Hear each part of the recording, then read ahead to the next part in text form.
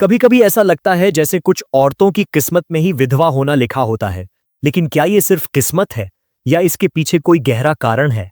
क्या कोई श्राप है जो एक औरत को अपने पति से पहले अकेला कर देता है?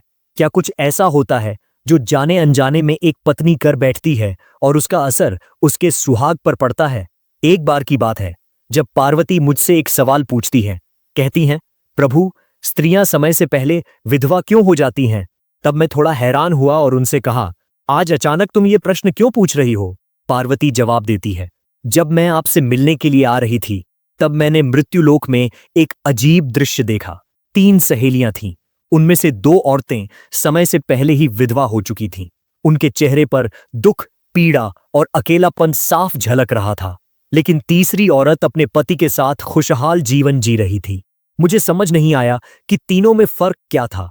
आखिर ऐसा क्या किया इन 2 औरतों ने जो उनका सुहाग उनसे छिन गया, और उस एक औरत ने ऐसा क्या किया जो उसका सुहाग आज भी सलामत है? पार्वती आगे कहती है, अब मेरे मन में 3 सवाल उठे हैं। क्या कोई श्राप है? क्या कोई ऐसा काम है जो औरत को कभी नहीं करना चाहिए? और क्या कोई ऐसी शक्ति है जो सुहाग की रक्षा कर सकती है? इस प्रकार पार्वती की बात को सुनकर मैं मुस्कुराया और उनसे कहा, हे पार्वती, तुम निश्चिंत होकर अपने तीनों प्रश्न मुझसे पूछो। मैं तुम्हें हर सवाल का उत्तर इस तरह दूंगा कि तुम्हारा मन पूरी तरह संतुष्ट हो जाएगा। तब माता पार्वती विनम्र भाव से कहती हैं, प्रभु, मेरा पहला प्रश्न यह है, कौन सी महिला ऐसी होती है जो समय से पहले ही विधवा हो जाती है और सारा जीवन दुख में बिताती है? दूसरा प्रश्न, वो कौन सी महिला होती है जिसे जीवन में कभी सुख और शांति नसीब नहीं होती? और तीसरा प्रश्न, वह कौन सी चीज है जो एक पत्नी अपने पति के मांगने पर भी उसे नहीं देती? तब मैंने पार्वती की गंभीरता को देखकर शांत स्वर में बोला, हे पार्वती, तुम जिन 3 महिलाओं की बात कर रही हो, उनमें से 2 महिलाएं सचमुच समय से पहले ही विधवा हो गई हैं और अपने जीवन का हर दिन पीड़ा में काट रही हैं। लेकिन उनमें एक महिला ऐसी भी है जो आज भी अपने पति के साथ प्रेम पूर्वक और सुख शांति से जीवन जी रही है। तुम्हारे मन में यही सवाल है कि आखिर ऐसा क्यों हुआ? क्यों एक का सुहाग बना रहा और बाकी 2 स्त्रियां अपना सब कुछ खो बैठीं? मैं तुम्हें एक छोटी सी कहानी सुनाता हूं, लेकिन पार्वती, इस कहानी को बहुत ध्यान से सुनना, क्योंकि आधी अधूरी कहानी अगर कोई सुनता है तो उसे न तो ज्ञान मिलता है न समाधान, और अधूरा ज्ञान जीवन में सबसे बड़ा भ्रम बन जाता है। फिर पार्वती हाथ जोड़कर कहती हैं, प्रभु, आप निश्चिंत होकर कहानी कहिए, मैं इसे पूरे मन और एकाग्रता से सुनूंगी। जब तक आप कथा कहेंगे मेरा मन कहीं और नहीं जाएगा। आज मैं अपने तीनों प्रश्नों का उत्तर लेकर ही रहूंगी। तब मैं प्रसन्न हुआ और उनको बोला, तो सुनो पार्वती, सबसे पहले मैं तुम्हें उस महिला की कथा सुनाता हूं जो सुहागन बनकर आज भी सुख और विश्वास के साथ जीवन जी रही है। ये कोई रानी या देवी नहीं है, ये एक साधारण राजा के एक नौकर की पत्नी है। और ये वही सुहागन स्त्री की कथा है जिसकी तुमने झलक धरती पर देखी थी। एक दिन राजा का वह नौकर, जो अपनी पत्नी की सच्चाई और पतिव्रता पर बेहद गर्व करता था, अपने साथियों में बार बार उसकी प्रशंसा करता रहा। वो कहता, मेरी पत्नी जितनी सुंदर है उससे कहीं ज्यादा पवित्र है। उसने कभी किसी पराये पुरुष की ओर आंख उठाकर भी नहीं देखा। वो हर रूप से मेरे लिए समर्पित है। धीरे धीरे यह बात फैलते फैलते राजा के दरबार तक पहुंच गई। दरबार में कानाफूसी शुरू हो गई। क्या सच में एक नौकर की पत्नी इतनी पतिव्रता हो सकती है? राजा को जब ये बात पता चली तो उन्होंने उसी समय अपने नौकर को दरबार में बुलवाया। राजा ने गंभीर स्वर में पूछा, तुम कहते हो कि तुम्हारी पत्नी पतिव्रता है, चरित्रवान है, क्या तुम्हें इस बात का पूरा विश्वास है? क्या कोई प्रमाण है कि वह कभी किसी पराये मर्द की ओर देखती तक नहीं? नौकर ने झुककर जवाब दिया, महाराज, मुझे अपनी पत्नी पर ईश्वर से भी ज्यादा भरोसा है। वह पतिव्रता है और उसके मन में किसी और पुरुष की छाया तक नहीं है। यह सुनकर राजा का महामंत्री मुस्कुराया और बोला, अगर मैं तेरी पत्नी के पतिव्रता धर्म को नष्ट कर दूं तो तुझे क्या सजा मिलनी चाहिए? नौकर तनिक भी नहीं डगमगाया। वह सीधा खड़ा होकर बोला, यदि आप मेरी पत्नी का पतिव्रता धर्म तोड़ दें तो मुझे फांसी पर लटका दिया जाए, लेकिन अगर आप असफल रहे तो फिर आपको भी वैसी ही सजा मिलनी चाहिए। राजा इस साहस और विश्वास को देखकर चकित हो गए। उन्होंने कहा, यह शर्त मंजूर है। अगर मंत्री असफल हुआ तो उसे भी फांसी दी जाएगी। मंत्री ने चुनौती स्वीकार कर ली। फिर वह नौकर से बोला, ऐसी कौन सी वस्तु है जिसे मैं लाकर यह साबित कर सकूं कि मैंने तेरी पत्नी का पतिव्रता धर्म तोड़ दिया? नौकर बोला, मेरे विवाह के समय मुझे दो चीजें मिली थीं, एक मटका और एक कतार, यानी मांग की रस्म में पहनाई गई वस्तु। मेरी पत्नी ने इन दोनों चीजों को बड़े प्रेम और आस्था से अब तक संभाल कर रखा है। ये दोनों उसके सुहाग की निशानी है। अगर आप ये दोनों वस्तुएं लेकर आ जाए तो मैं मान लूंगा कि उसका पतिव्रता धर्म नष्ट हो गया। जब नौकर ने मंत्री से कहा कि अगर तुम मेरी पत्नी से मटका और कतार लेकर आ जाओगे तो मैं मान लूंगा कि तुमने उसका पतिव्रता धर्म नष्ट कर दिया है, तब मंत्री ने यह चुनौती स्वीकार कर ली। लेकिन उसे समझ में नहीं आ रहा था कि कैसे एक सती साध्वी पतिव्रता स्त्री को झांसे में लेकर उससे वो चीजें हासिल की जा सकती हैं जो उसके सुहाग की सबसे बड़ी निशानी थी। फिर मंत्री शहर में गया और वहां एक दूती से मिला। ये दूती कोई साधारण औरत नहीं थी, वो बहुत चालाक और अनुभवी थी और ऐसे कामों में माहिर थी जिन्हें कोई और कर ही नहीं सकता था। मंत्री ने दूती को सब कुछ बता दिया और कहा, तू चाहे जैसे कर, उस नौकर की पत्नी से मेरा संपर्क करवा दे। उसके बदले मैं तुझे मुंह मांगा इनाम दूंगा। जितना धन तू मांगेगी उतना दूंगा।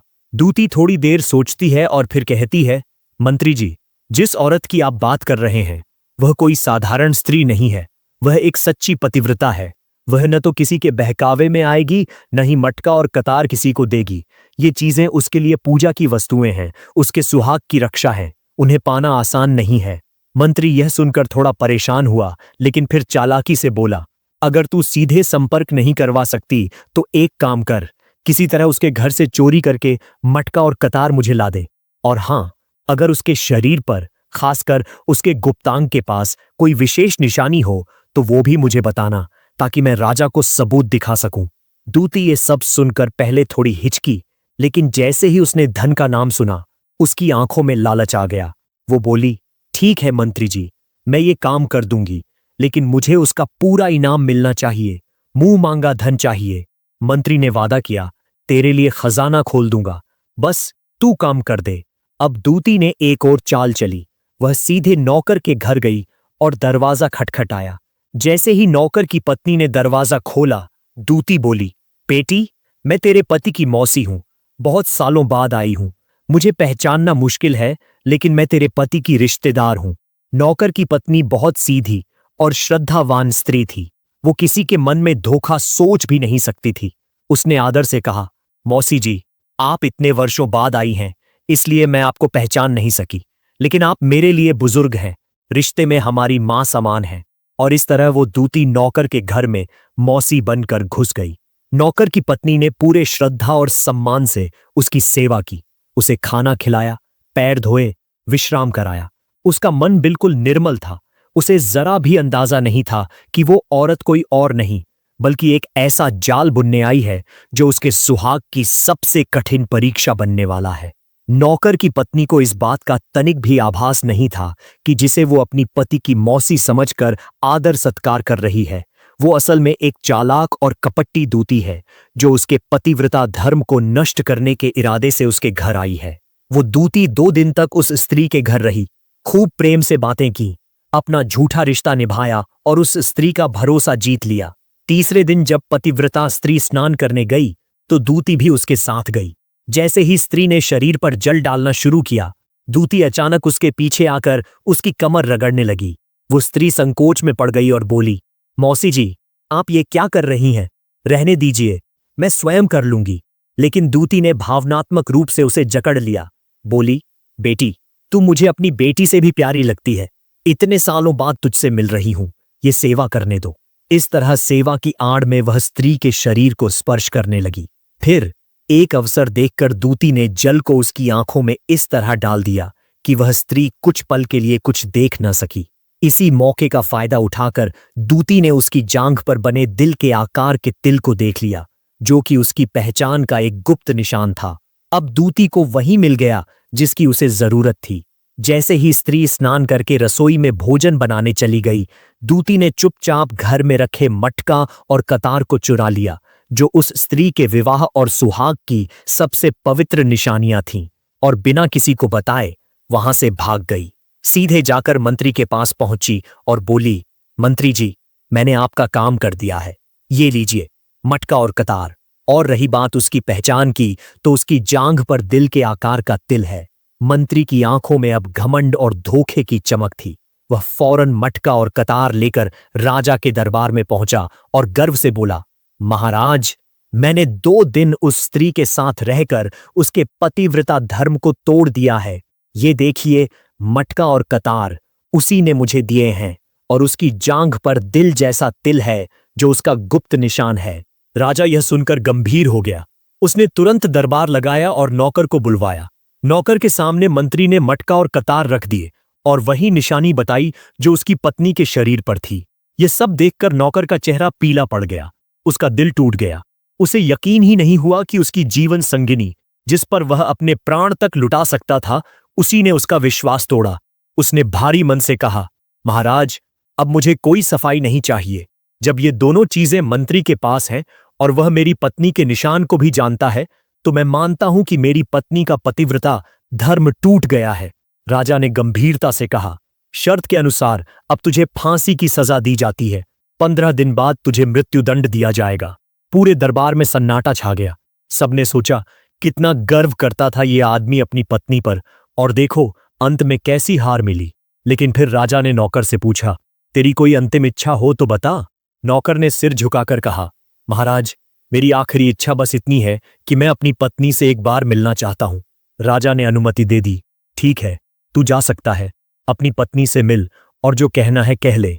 जब राजा ने नौकर को 15 दिन बाद फांसी की सजा सुनाई थी, तब वह नौकर टूटा हुआ, दुखी और अपमान से भरा अपने घर पहुंचा। जैसे ही वह घर में दाखिल हुआ, उसकी आंखों में आंसू थे और दिल में दर्द। उसने अपनी पत्नी से कहा, तुमने मेरे साथ विश्वासघात किया है। मैंने तुम पर भरोसा करके मंत्री से शर्त लगाई थी। राजा के सामने मैंने सिर ऊंचा करके कहा था कि मेरी पत्नी पतिव्रता है, चरित्रवान है और उसका धर्म कोई नहीं तोड़ सकता। लेकिन आज तुम्हारी वजह से मुझे फांसी दी जाएगी। तुमने मेरा सब कुछ छीन लिया, मेरा विश्वास, मेरा सम्मान, मेरा जीवन। ये सुनकर उसकी पत्नी सन्न रह गई। उसकी आंखों में आंसू आ गए। वो कांपती आवाज में बोली, स्वामी, मैंने कुछ भी गलत नहीं किया। जो भी हुआ वो छल से हुआ। जो औरत मौसी बनकर हमारे घर आई थी, वो असल में एक दूती थी। उसी ने मेरी आंखों में पानी मारा और मटका कतार चुराकर भाग गई। मैंने आपको धोखा नहीं दिया, मैं निर्दोष हूं। लेकिन नौकर का मन अब इतना टूट चुका था कि उसे अपनी पत्नी की बात पर विश्वास नहीं हुआ। वह वापस राजा के दरबार में पहुंचा और चुपचाप कैद हो गया। राजा ने उसे कैद खाने में डाल दिया, जहां वह अपनी अंतिम घड़ियां गिनने लगा। इधर उसकी पत्नी, जो सच्चे अर्थों में पतिव्रता थी, अपने पति को फांसी से बचाने का संकल्प ले चुकी थी। अब उसने अपने स्त्री धर्म, अपने प्रेम और अपनी बुद्धि की शक्ति से लड़ाई लड़ने का निर्णय लिया। वह सीधे राजा के दरबार में पहुंची, पर इस बार वो एक पत्नी के रूप में नहीं, बल्कि एक नचनिया यानी नर्तकी बनकर गई। उसने राजा से प्रार्थना की, महाराज, मैं एक नर्तकी हूं, क्या मुझे आपकी सभा में नृत्य करने की अनुमति मिलेगी? राजा ने जैसे ही उस स्त्री को देखा, वह उसकी सुंदरता और शालीनता से मोहित हो गया। उसने तुरंत अनुमति दे दी और दरबार में सबको आमंत्रित किया गया। मंत्री, महामंत्री, सेनापति और स्वयं राजा सब उस स्त्री का नृत्य देखने के लिए उपस्थित हो गए। जब उस सती स्त्री ने नृत्य करना शुरू किया, तो उसकी हर अदा, हर भाव, उसके चेहरे की चमक और उसकी आंखों की सच्चाई, सब कुछ ऐसा था कि दरबार में बैठे हर व्यक्ति मंत्रमुग्ध हो गया। राजा भी उसकी कला से इतना प्रभावित हुआ कि नृत्य समाप्त होते ही बोला, देवी, तुमने इतना सुंदर नृत्य किया है कि मैं तुमसे बहुत प्रसन्न हूं। मांगो, जो चाहे मांगो, मैं वचन देता हूं, तुम्हारी हर इच्छा पूरी करूंगा। स्त्री ने सिर झुकाया, हाथ जोड़कर कहा, महाराज, मैं आपसे कुछ नहीं चाहती, बस न्याय चाहती हूं। आपकी इस सभा में एक चोर बैठा है। उस चोर ने मेरी सोने की अंगूठी चुराई है। कृपा करके उस चोर को फांसी की सजा दी जाए। राजा ये सुनकर चौंक गया। बोला, बताओ देवी, वो चोर कौन है? मेरे दरबार में अगर कोई चोरी करे तो उसका जीवन नहीं बचेगा। मैं उसे फांसी दूंगा, ये मेरा वचन है। अब वो सती स्त्री निडरता से बोली, महाराज, वो चोर और कोई नहीं, आपके दरबार का मंत्री है। उसी ने मुझसे छल किया है। जैसे ही मंत्री ने उस स्त्री की बात सुनी, उसका चेहरा फक्क पड़ गया। वह घबरा गया और झट से राजा से बोला, महाराज, मैं सच्ची कसम खाकर कहता हूं कि मैंने इस स्त्री की अंगूठी नहीं चुराई। मैंने तो आज तक इसे देखा तक नहीं है। आज पहली बार इसकी शक्ल देख रहा हूं। जब मैंने इसे कभी देखा ही नहीं तो इसकी अंगूठी कैसे चुरा सकता हूं? मंत्री की यह बात सुनते ही वह स्त्री तेज आवाज में बोली, महाराज, अगर ये मंत्री कह रहा है कि इसने मुझे कभी देखा ही नहीं, तो आप ही बताइए, फिर ये मटका और कतार कहां से लाया? ये तो मेरे सुहाग की निशानियां थीं, जिन्हें मैंने बड़े स्नेह और श्रद्धा से वर्षों से संभाल कर रखा था। वो आगे बोली, महाराज, मैं और कोई नहीं, उसी नौकर की पत्नी हूं जिसे आप 15 दिन बाद फांसी देने वाले हैं। एक ऐसे व्यक्ति को जो निर्दोष है, जिसका गुनाह सिर्फ इतना है कि उसने अपनी पत्नी पर विश्वास किया। सभा में सन्नाटा छा गया। वह स्त्री रोते हुए आगे कहती है, मुझे नचनिया बनकर इस सभा में आना पड़ा क्योंकि आपके मंत्री ने मेरे पतिव्रता धर्म को कलंकित किया। उसने मेरे पास अपनी एक दूती को भेजा जो खुद को मेरी पति की मौसी बता रही थी।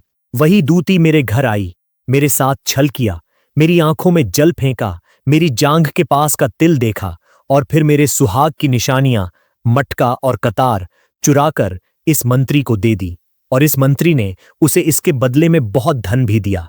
महाराज, यह सब झूठ और धोखे से हुआ और मैं आज भी शुद्ध चरित्रवान पतिव्रता स्त्री हूं। राजा स्तब्ध रह गया। उसकी आंखों में क्रोध और ग्लानि दोनों थे। तभी राजा ने तत्काल उस दूती को दरबार में बुलवाया।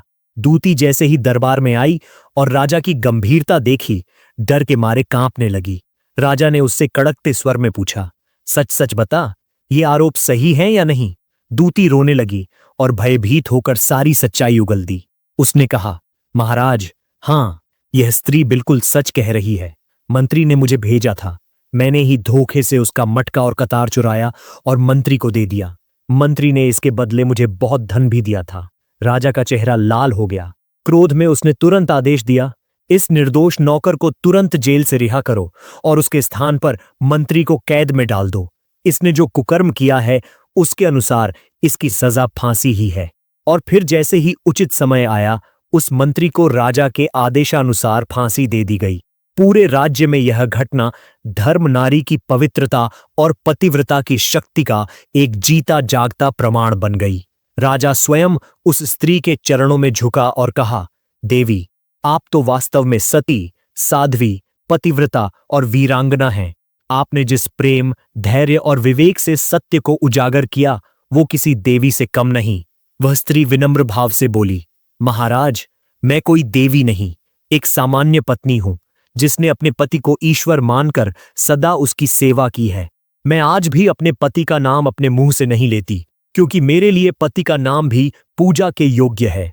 इस प्रकार भगवान शिव माता पार्वती की ओर देखकर गंभीर स्वर में कहते हैं, हे पार्वती, अब मेरी कथा पूरी हो गई और तुम्हारे तीनों प्रश्नों के उत्तर भी इसी कथा में समाहित हैं। अब मैं तुम्हारे हर प्रश्न का उत्तर सीधे और सरल रूप में देता हूं, जैसा कि तुम जानना चाहती थीं। पहला प्रश्न था, कौन सी स्त्री समय से पहले विधवा हो जाती है? भगवान शिव बोले, हे पार्वती, जो स्त्रियां अपने पति का नाम मुंह से लेती हैं, उन्हें नाम से बुलाती हैं, वे समय से पहले ही विधवा हो जाती हैं। क्योंकि जब कोई पत्नी अपने पति का नाम बार बार मुंह से लेती है, तो उसके शब्दों में ब्रह्मांडीय प्रभाव होता है, जो पति की उम्र को धीरे धीरे क्षीण करता है। यही कारण है कि जिन 3 सहेलियों को तुमने मृत्युलोक में देखा, उनमें से 2 विधवा थीं, क्योंकि वे हमेशा अपने पति का नाम लेकर बुलाती थीं। और वही तीसरी स्त्री जो नौकर की पत्नी थी, वह पतिव्रता थी। उसने कभी भी अपने पति का नाम मुंह से नहीं लिया, केवल सम्मान से पुकारा। इसी आदर और मर्यादा के कारण उसका पति आज भी जीवित है और वह स्त्री सुखी और सुहागन जीवन जी रही है। दूसरा प्रश्न था, कौन सी स्त्री को जीवन में कभी सुख नहीं मिलता, भले ही उसका पति जीवित हो?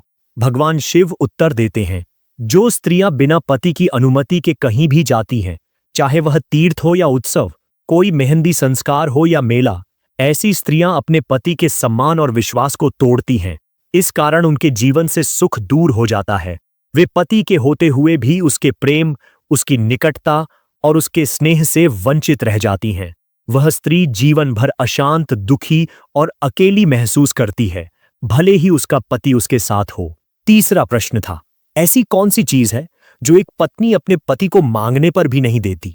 भगवान शिव गंभीर स्वर में बोले, गाली। एक सच्ची, चरित्रवान और संस्कारी पत्नी अपने पति को कभी भी गाली नहीं देती, चाहे हालात कैसे भी हों। जो स्त्रियां अपने पति को गुस्से या क्रोध में गाली देती हैं, वे स्वयं अपने पतिव्रता धर्म को कलंकित करती हैं। ऐसी स्त्रियों के जीवन में शांति और समर्पण नहीं रह पाता।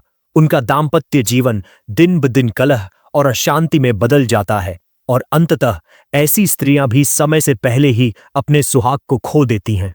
भगवान शिव ने माता पार्वती की ओर देखकर मुस्कुराते हुए कहा, हे पार्वती, जो स्त्री अपने जीवन में मर्यादा, विनम्रता, पतिव्रता, धर्म और सम्मान के पथ पर चलती है, वह कभी दुखी नहीं होती।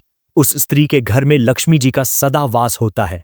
वह घर सिर्फ ईंट और पत्थर का नहीं रहता, वह घर स्वर्ग बन जाता है। उस स्त्री के गुणों से उसका पति बलवान बनता है, संतानें योग्य बनती हैं और उसका परिवार संपन्न बनता है। माता पार्वती की आंखों से आंसू बहने लगे। उन्होंने भगवान शिव के चरणों में झुकते हुए कहा, प्रभु, आपने मेरे हर प्रश्न का उत्तर न केवल दिया, बल्कि जीवन का वह सत्य बताया जो हर स्त्री को जानना चाहिए।